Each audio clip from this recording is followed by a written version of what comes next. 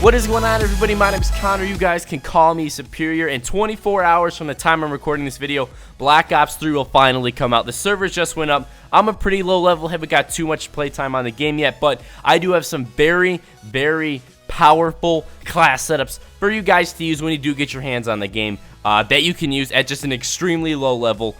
Even like level 5 or 6, you can put these entire class setups on. So one's gonna be an SMG class setup and one's gonna be an assault rifle class setup. So if there's any specific gun you guys want to see a class setup with, if you guys could do me a favor and drop a comment down in the description and then subscribe to the channel, so of course you don't miss that video when I do make it. So the first class setup we're gonna get into here is with a submachine gun that is called the Kuda. Now the Kuda is extremely similar to the MP5 from Black Ops 1 or Call of Duty 4. It just kind of has that classic MP5 feel to it. It looks like it's similar stat setup and everything like that. So the thing I like about the Kuda is you pop your game inside your PlayStation or Xbox and this shit's unlocked. You can literally use this from the get-go, from level 1. It's just unlocked. It's even on a default class with some pretty good attachments on it. So the Kuda, it comes unlocked, and it's a pretty good SMG. It has an extremely good range. So that's a very good reason to use it. And that is going to be the first class setup that I'm going to be showing you guys. Now, you're going to be seeing that class setup pop up on your screen right now. And the first thing we're going to break down is the attachments. Now, you see I put foregrip on this. Reason being, this has one of the highest range of all the submachine guns in Call of Duty Black Ops 3, but it does have moderate recoil. So if you're trying to get a kill at medium to long range with moderate recoil and you don't have grip on, it's just not going to happen unless you're extremely accurate or you're just extremely good with the Kuda and know the recoil patterns, which I don't, since I've only had the game for a few days now. So definitely you're going to need grip on this gun if you plan on getting any kill that isn't at close range. So the next attachment I put on was Quick Draw.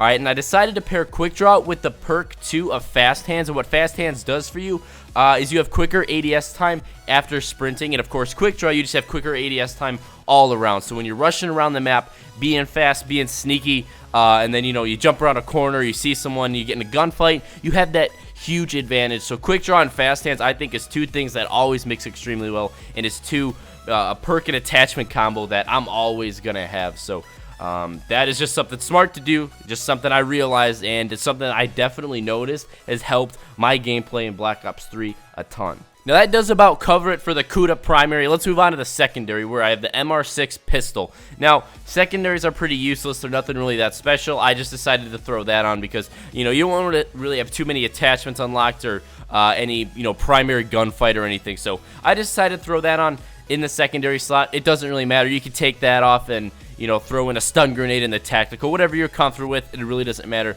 That's more personal preference more than anything. So I did decide to leave a frag grenade on though, and reason being is because so many people are trying to level up right when they get the game. They're just jumping on the domination flag, jumping in the hard point, jumping on whatever objective they can get on, and that's when a grenade comes in handy. If you out strategize those players, let them get on the objective, throw your grenade, get a triple kill, then hop on the flag.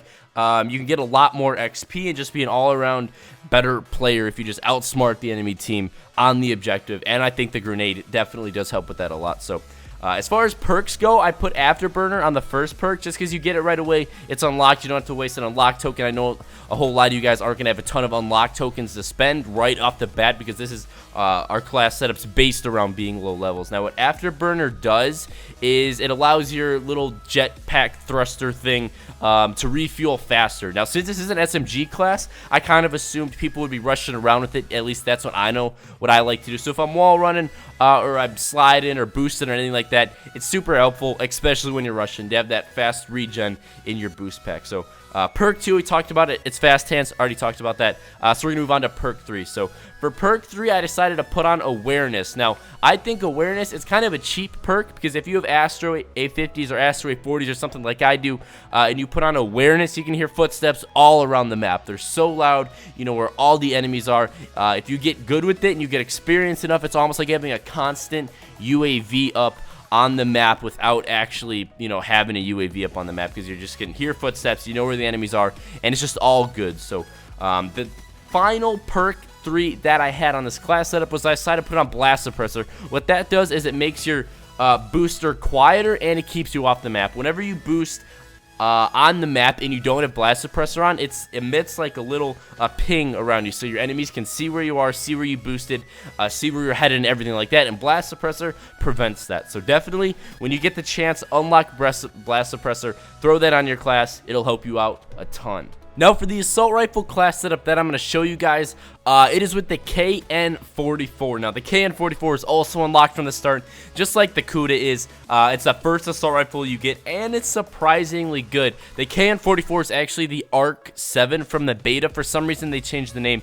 I'm not exactly sure. Maybe it was copyrighted or something like that. I don't know. But basically the KN44 is extremely similar to the AK-47, or at least it's Black Ops 3's equivalent to the AK-47. Just to give you guys an idea, maybe compare it to a weapon from an older Call of Duty or something like that. But the reasons I like this gun, it is the second highest fire rate of all the assault rifles. So it is the second highest fire rate, and it's unlocked from the start. I think that's a pretty good deal, you know what I mean? For the second highest fire rate, and you get it for free at the beginning at level 1. I think it's an extremely good deal. Definitely a gun to take advantage of. And it's pretty good. But since it has the second highest fire rate, that means, you know, it's going to have a decent amount of recoil, which is why you see I put on the grip attachment. Grip is an attachment you can put on any gun, and you're never going to regret putting grip on your gun. It's not like, God damn it, I wish that had more recoil right there. Like, no one's ever said that. So grip is always an attachment you can put on, and it'll help you out a lot in the long run. So I also put on quick draw on this class just because the KN44 really doesn't feel like an assault rifle. Like I said, it has that fast rate of fire, it has decent mobility, and it's not the biggest gun. Like normally when you're running around with an assault rifle, it's a big heavy gun and you're slow with it, but this gun has pretty good mobility, and it looks pretty small in your hands, which in turn kind of just naturally makes you play with it like you would a submachine gun, which is a lot of fun, allows you to be a little bit rushy with it. So that's why I decided to equip the quick draw, just in case I do decide to get a little bit rushy with it, or decide to hop on a domination like B flag or C flag or anything like that. So that definitely does help a lot. So as far as the perks and lethal and tacticals and everything go, it's pretty much the same as the Kuda class, but I decided to, you know, trash the secondary just because it's kind of useless, and I'd rather have maybe something like stun grenade, stun someone on the B flag, just because I do play a lot of domination. I think that would be a little bit more useful, especially when I'm using an assault rifle. So as far as the specialist goes, specialist is a huge part of this game. I like the overdrive specialist. What the overdrive specialist does is it's essentially like overclock from Advanced Warfare times like 10. You just activate it by hitting both of the bumpers on your controller, and you literally turn into like you're a superhuman. You're super fast. You run around the map at lightning speed, and that's super good because it helps you rush around the map, get behind the enemies, maybe rush to a B flag, kill the enemies off the B flag, and it helps you become a better player also because it allows you to explore more of the map because you're running around so fast. You're more difficult to shoot. You're able to access other parts of the map that you might not have been able to access if you weren't running at that speed. So it helps you learn the maps, helps you play the objective, everything like that. And it's also not like a gun. So many of the specialists are things like the Sparrow, where you have to be accurate, and they might really not, you might not even get a kill with them. So what's the point of having something on that you might not even get a kill with, when you can put something like overdrive on? All you gotta do is hit the bumpers, not worry about it, and then just go, you know, capture a domination flag or something like that. So the last thing I want to talk about is the score streaks. Now, the score streaks, you don't really have a whole lot of options because you don't unlock the majority of the score streaks until a higher level. But I do prefer the UAV just because it'll help show you where the enemies are. And in a brand new game, you know, everyone's sitting in corners. No one really knows where to go. So calling in a UAV can help you learn the maps, help you find out where players like to sit. And it's just a good kill streak, you know what I mean? It's been in Call of Duty forever, and it's amazing. So the next one is the Hellstorm. This one is unlocked by default and equipped by default. It's just easy kills. It really is. You call it in, you shoot the rockets, you get some kills.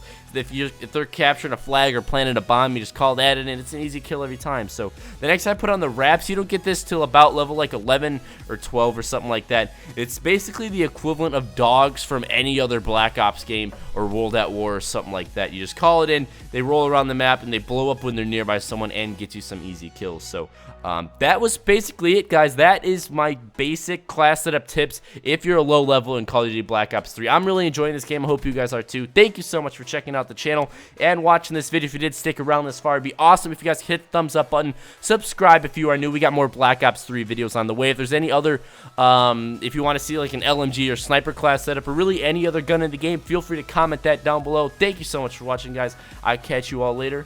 Peace out.